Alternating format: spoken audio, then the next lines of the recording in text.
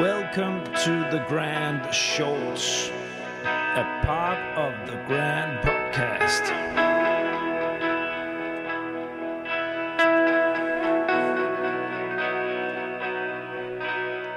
The Grand. My name is Niels Tudor-Vinther, and I'm the creator, editor, and host of The Grand. The Grand is an independent podcast initiative with the ambition to dig into all corners of the EU R&D funding system on topics of interest for the full EU R&D funding community.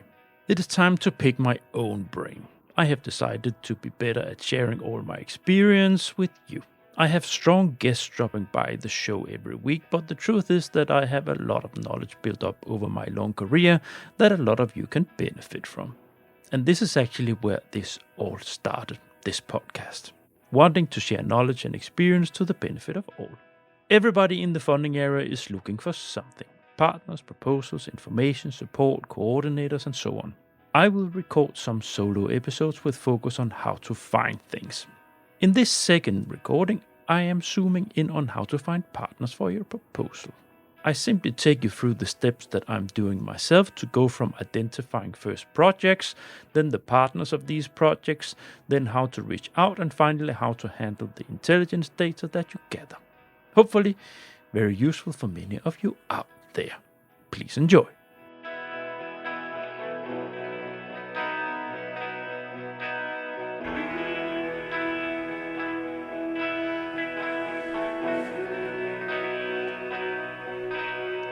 The Grand. Welcome to The Grand, the EU funding podcast. Today I will continue my solo series with only me behind the microphone. I've already done an episode a while ago on finding a coordinator for your project. And I'll now continue with a new episode in that small series called Finding the Partners. Let's get going. Who am I? Well, my name is Niels Tudor-Vinther. If you're a regular, you indeed know who I am, but let's just recap. I've been working with EU R&D funding since 2008. I've been sitting on all sides of the table almost. I've been a government representative. I've been a private consultant. I've been a regional representative in Brussels. I've been a sector representative for the wind energy sector, offshore wind energy sector, and I have recently been working for an association for hydrogen, the Hydrogen Europe organization in Brussels. Throughout all these years, the key focus and the key, the square root of everything that I've been doing has been facilitation. So facilitating connection, facilitating finding things, facilitating and removing stones on the road for all kinds of organizations. That has been municipalities, it has been private companies, SMEs, startups. It has been innovation clusters and so on and so forth. But the key element here and the key square root has been that it's helping people towards accessing funding. There are many ways of that. Advising them how to approach and so on and so forth. And that is my claim to fame. That is also why I do this podcast, because I have done it so many years and from so many sides of the table that I can deliver nice conversations with people from my network where it's a conversation because I know a lot myself. Short flying. Now, partners. This is something that everybody knows that are dealing with EU proposals. That especially people who's been coordinating, you need to define that. When you have defined that partner value chain for a project, you need to fill in the partner value chain, and that can be a quick fix in the beginning. You have maybe collaboration partners, but there are often corners, where you need to go out there and identify partners. It's tricky.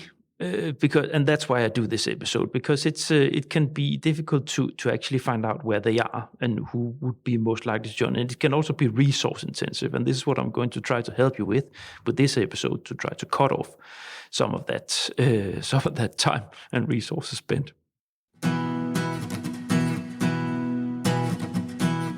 Are you stuck finding a consortium preparing a proposal for a specific EU funding call? Well, based on my 17 years of EU funding scouting experience, the grant now offers a proposal scouting service helping you to find proposals under preparation for the calls you want to join. Go to thegrant.eu, check out the service, and send me a message. The Grant, more than a podcast.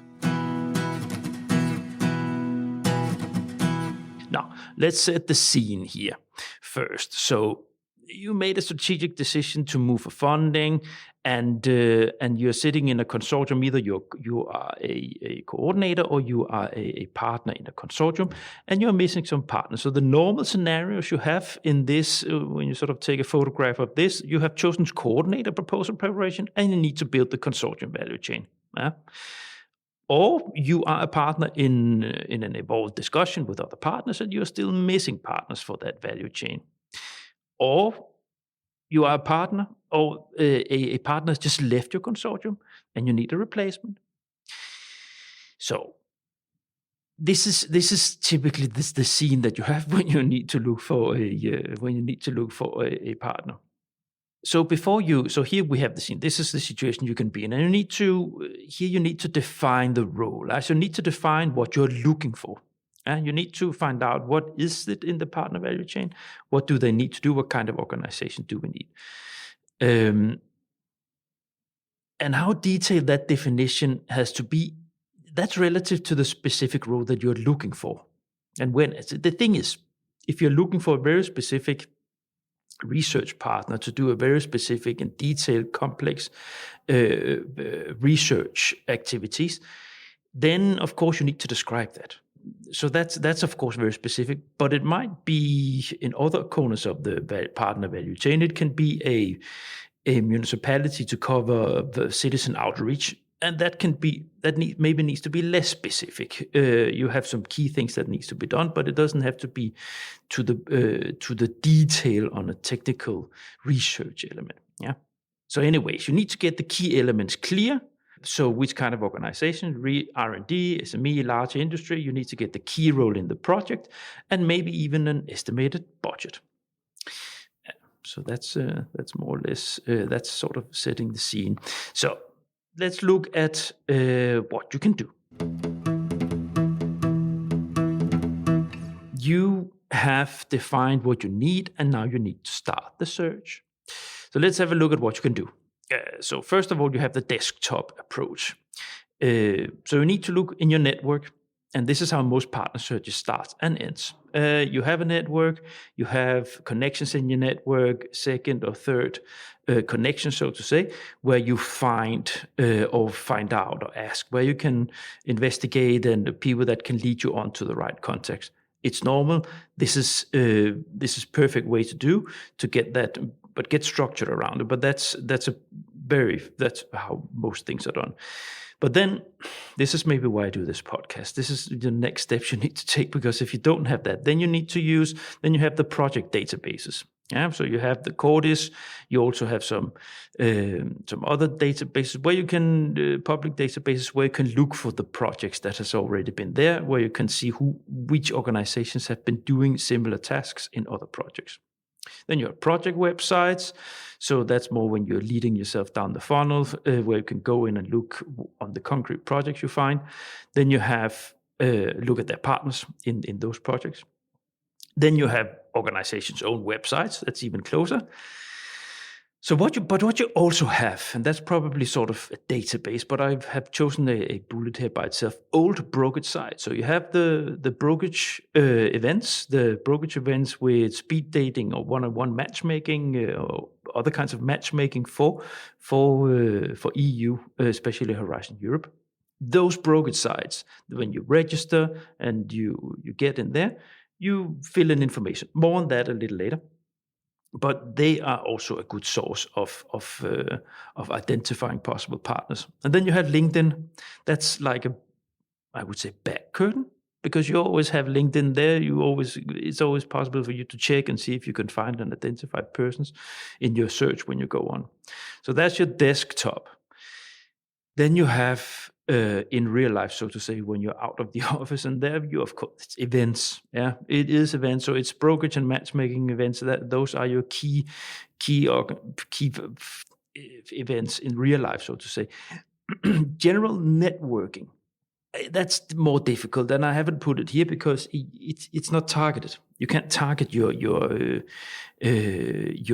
partner search for a general networking event with some cocktails after some sort of info event. It's much more difficult to. It's more waste of time, if you ask me. That's what my experience, anyways. So, how do I do?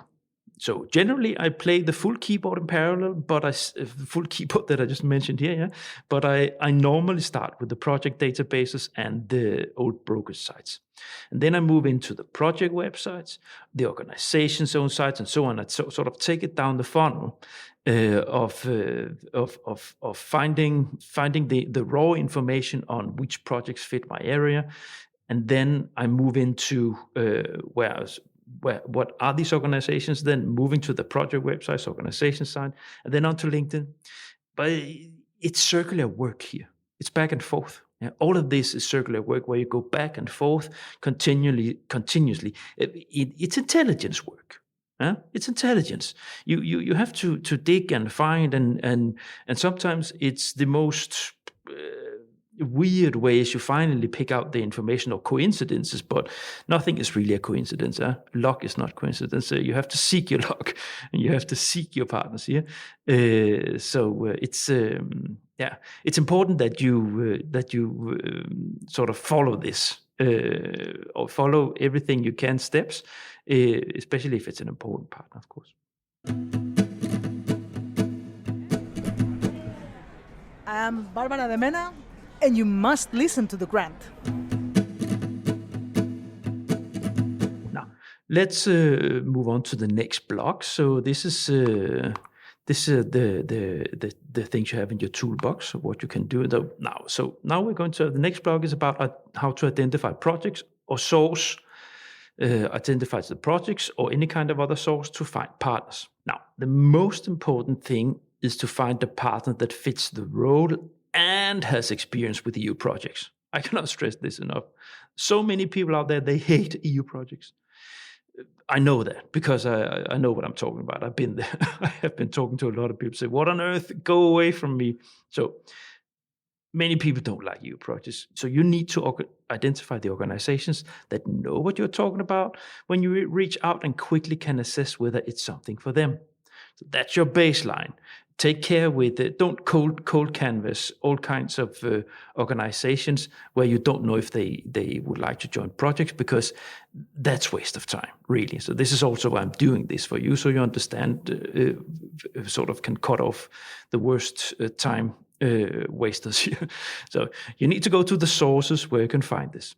This is, of course, former or running EU projects within your area. This is it. This is your base source of information. Find EU projects in that area you're working with to find out partners that can help you. Now, the tool here is CORDIS.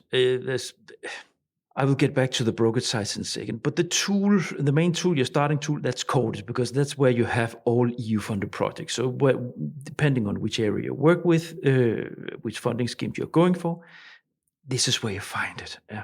So you go to CORDIS, and then first you need to narrow in on projects within the area that you work. So how do I do now? I use simple keywords, and I get ChatGPT to analyze my code text and give me the keywords. Sometimes I start off myself without using ChatGPT. I go in and try to use the simple keywords, and then if it doesn't give me the results I want, I try to use ChatGPT to make it better. Now, then I scroll through the projects, and it all depends. You might get a very long list, and you need to refine the search, because it's a matter of finding out. There'll be a lot of things there that doesn't fit. Depends on how the search algorithm functions in CORDIS. I haven't figured that out fully yet, but sometimes it takes everything, and the thing is, sometimes that list might just be long. There's nothing to do about that, and then there's nothing else to do than to dig in and invest the time in looking through what seems most appropriate. That's what I do. I look through it and try to see what's appropriate, but you will always find it. If you invest time in this, you will find it, and you will find several that fits. Now, you will also need to identify all call topics of relevance for your topics, and that, of course, you can also do in CORDIS, and that's what I do. You'll find links to projects funded under that call. So if you find the call topic, let's say you just done what I just mentioned to you. You go in and you scroll through projects. Then you click on a project and you'll find that project. There will be a link to projects funded under the same call. This is important because then you can find you will find more projects. Sometimes it's only one project or two projects. Sometimes it's more, but it all adds up for you to fill up on critical mass of projects that you can approach and look through partners. And again, like I mentioned in the coordinating episode, in this intelligence work, you need to slowly map it. You need to drag the information out, put it into an Excel list. This is a backbreaking way. It can be backward. It can take quite a while. You need to put it into an Excel list. You need to make your own list of projects and partners that fit you. And this is what I do. This is also what I'm doing right now. I'm building my own company here with the podcast.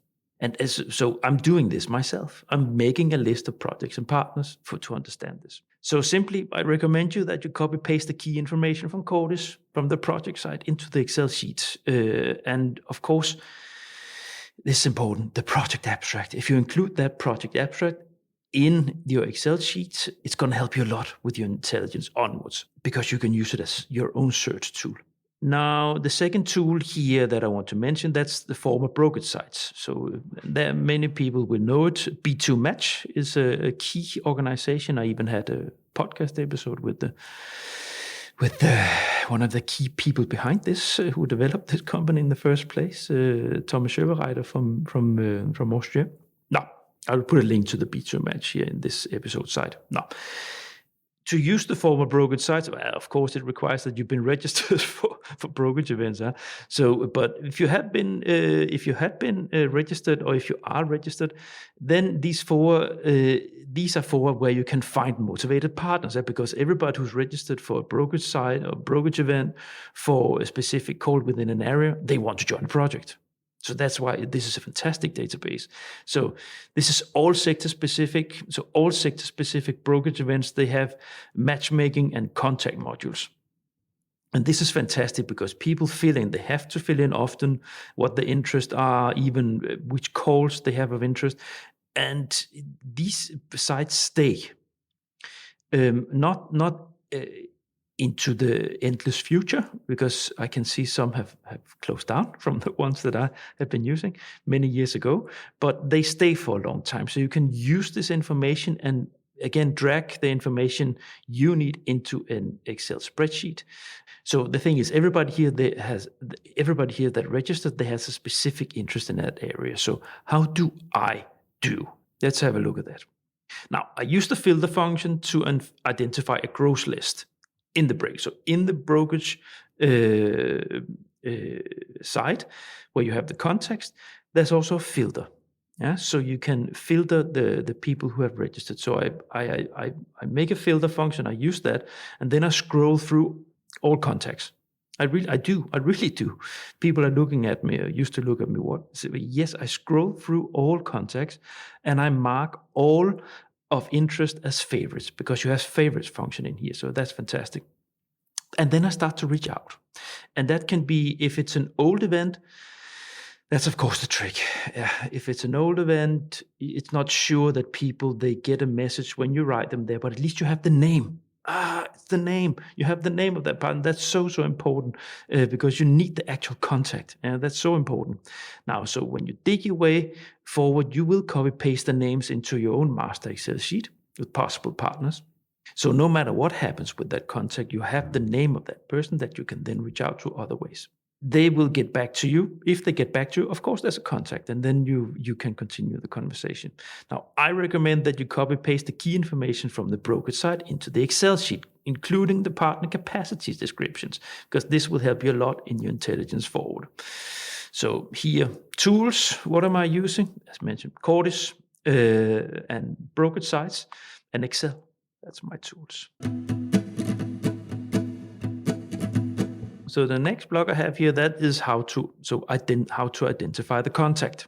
So at this stage, you have as a minimum identified organization that could pick up the role, possibly pick up the role. Yeah, they're likely to do that. So next is to find the actual person. And here you have the options, and I just went through some of them. So we already have them here on our canvas. Yeah. So you have project websites where you might have, but it's not always. But you sometimes have people on the project websites. Then of course the brokerage sites that I just mentioned, because it's actual persons, and Google and LinkedIn, our all-time friends here. So how do I do this? So first, if I have identified contacts via brokerage sites, that is indeed my first pick, simply because there you have the actual contact person available. The backside here is that the person might not be notified through the brokerage contact facilitation anymore. And if there are no contact details, you need to move on. But you do know the name of the person, as I just mentioned, which is vital. So here, I will reach out to the organization directly and at the same time connect through LinkedIn. The second thing I do is that if the above, if the above is not available, broker site, then I first check the project sites. And this is not that often that these sites, they have contacts listed, and it's probably related to GDPR, but I always check. And you'll often find an online contact form, but as mentioned also in the coordinator episode, I don't use these because you rarely get a response, or they might be hesitating to reply to you if you're asking about new projects, because they might have their own consortium. So it can be tricky. Anyways, remember, we need the actual person here. So you might need a helpful coordinator, or you might find a helpful coordinator that will help forwarding your request to the partner. But as I just mentioned, if you're working on a complementary call that this coordinator is also working on, then this person will not help. If you are a partner, and this is of course what can sometimes happen, two half-finished consortia, they meet and then they can merge. So this might be an opportunity, but let's just stay away from that option right now. But that is a possibility, of course. But here in this case, you need to find them. Now we're looking for the actual contact there for the person. So the third step, that is, of course, Googling the project and the partners. And here sometimes you're lucky that the person contact data are available in project activity connection. So, but anyways, you'll always be able to find a phone number on the organization. Sometimes that's a dead end. I also mentioned that in the last episode. It might not. It might be a reception number, phone number. It can sometimes be, especially if it's a big organization, a big industry company, for instance, it might be too difficult. This is our experience. You might be lucky, but it is one of the things that I am doing myself. Finally, the fourth step is LinkedIn and projects. So all projects have LinkedIn's account, but it's also there. It's person-specific LinkedIn. Yeah. So you have their actual persons, and you might be able to, through project side, find out actual persons liking things, liking posts from the project site. So you might be able to, through likes on posts, to identify who the actual person is that you want to get in contact with. So that's what I do. So my tools: Google, LinkedIn, your Excel sheet, brokerage sites, and project sites. Yeah. Then let's say that through this process, you actually manage to find the person, or find a person that could be someone that you would need to start up a dialogue with. So next block is getting in contact. And as also mentioned in the finding a coordinator episode, it's hard work, because it can be very frustrating, and I sometimes still despair after 60, 70 years. But let's let's try to have a look at how you can do this, or at least so here's how do I do? What do I do? So it depends, of course, on the contact data that you have been able to connect before you reach out. Again, preparation.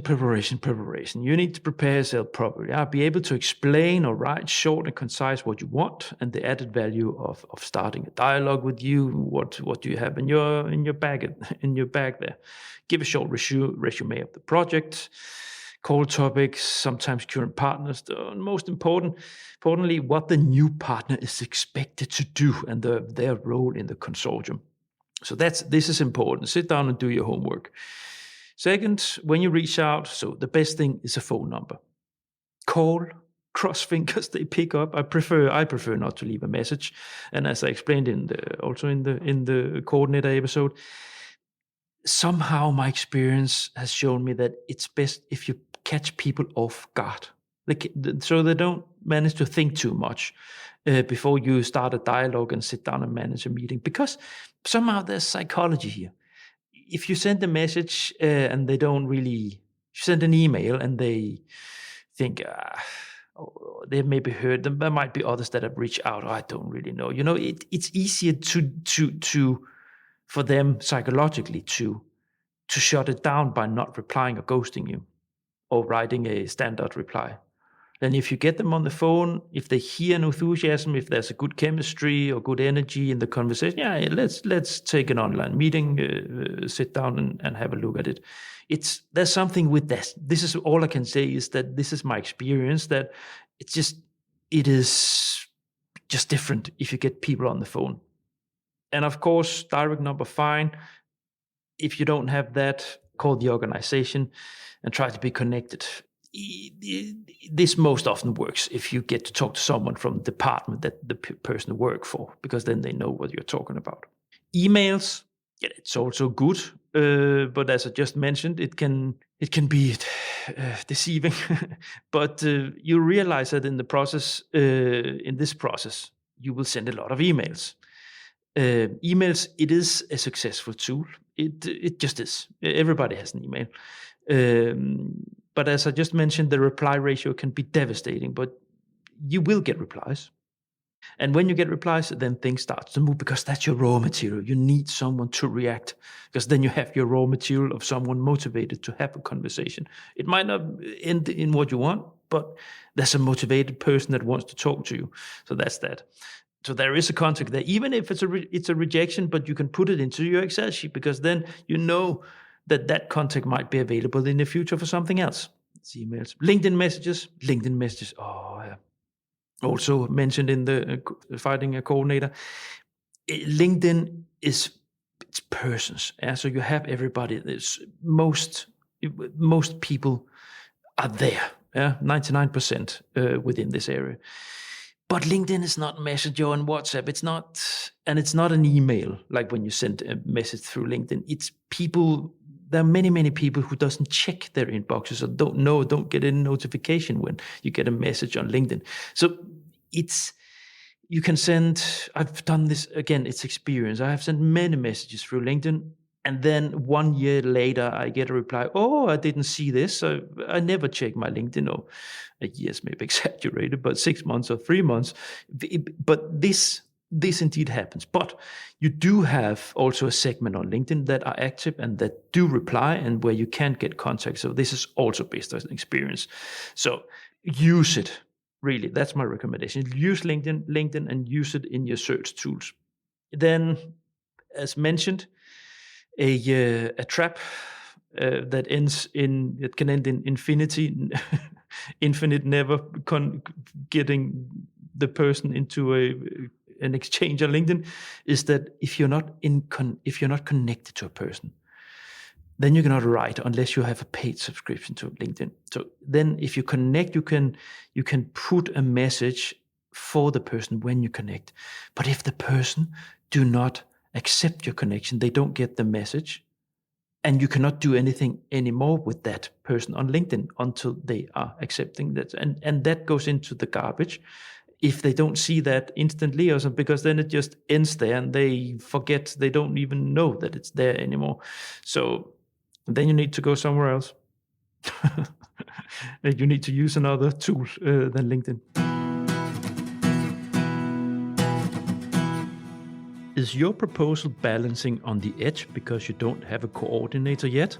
Well, based on my 17 years of EU funding scouting experience, the grant now offers a coordinator scouting service helping consortia finding an organization prepared to pick up the leading torch for your proposal. Go to thegrant.eu, check out the service, and send me a message.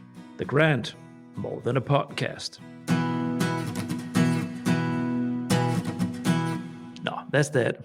How to get in contact. Finally, like in the coordinator episode, I will finalize up here with your own data.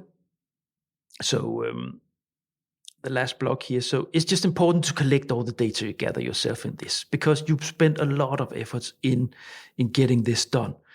I use Excel, but you try to collect it. I know it can be super boring to copy paste information, especially if you're on a roll with a lot of. It can be very annoying. But really, for your own sake, for your future, both for what you're doing now and for the future, collect the data and put the information into your own structure. It can be Excel, whatever system you're using. Just collect it and put it somewhere. Also, I stress it, abstract from projects. If you use CORDIS, when you're on that project anyway, just copy paste the abstract, take it out, put it in somewhere else so you can have your own little database. It's extremely useful. And that's because we now have AI. We now have ChatGPT. We have tools where you can use this information. Now, of course, anything here, don't put any contact data into something you put into ChatGPT. And if you have contact data, if you are working for whatever organization you work for, put a code. That's GDPR rules. Put a code on that Excel sheet. Just don't get in trouble with people's contact data or where they work or whatever. So personalized data. So you can use everything that I've been saying here, everything I've been going through. You've gathered those data, take out the contact data, put that information into the chat, and use the chat to crack data, to crack things, to work with it in both with what partners can be useful in the future, also for upcoming calls. You suddenly have a database that you can use, and where you can use the chat to shape for you consortia for possible calls in the future if you have them listed there, and so on and so forth. So it's very, very useful, and this is what I do. So do that, because you need to map, and if you are in this situation now, you will likely be in it again. So that's that.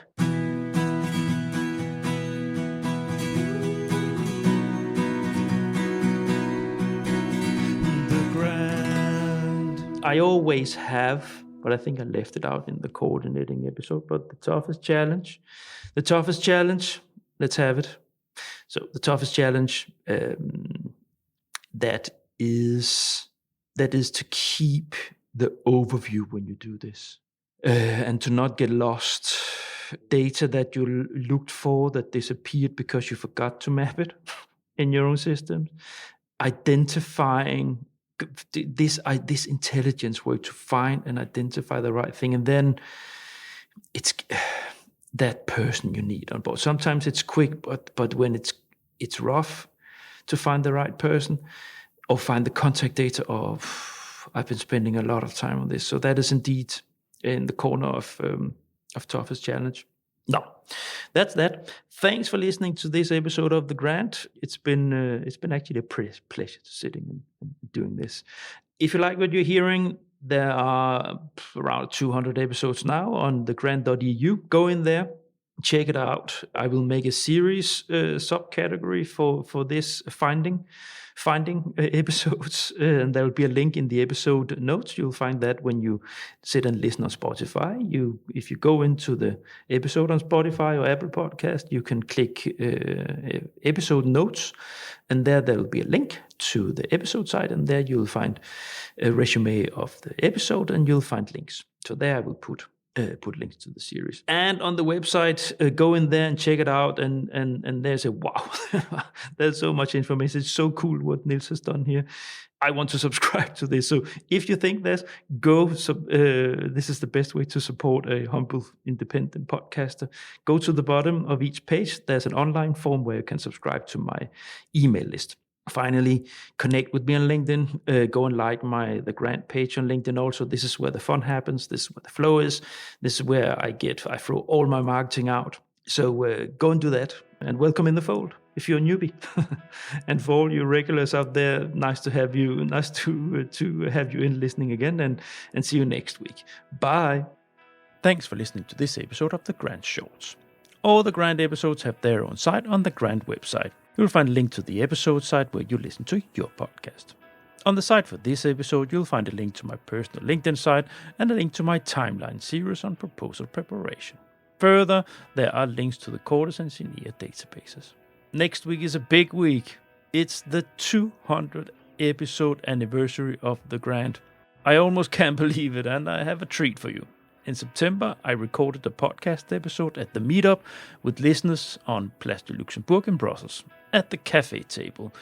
There, with a nice IPA beer surrounded by the wonderful people that my listeners are, I recorded an anniversary episode with two former podcast guests, Angus Ordener from Aspire and Thomas Brent, science journalist. We had a wonderful exchange on the Grant and reflections from their participation as guests on the show. You can indeed look forward to that.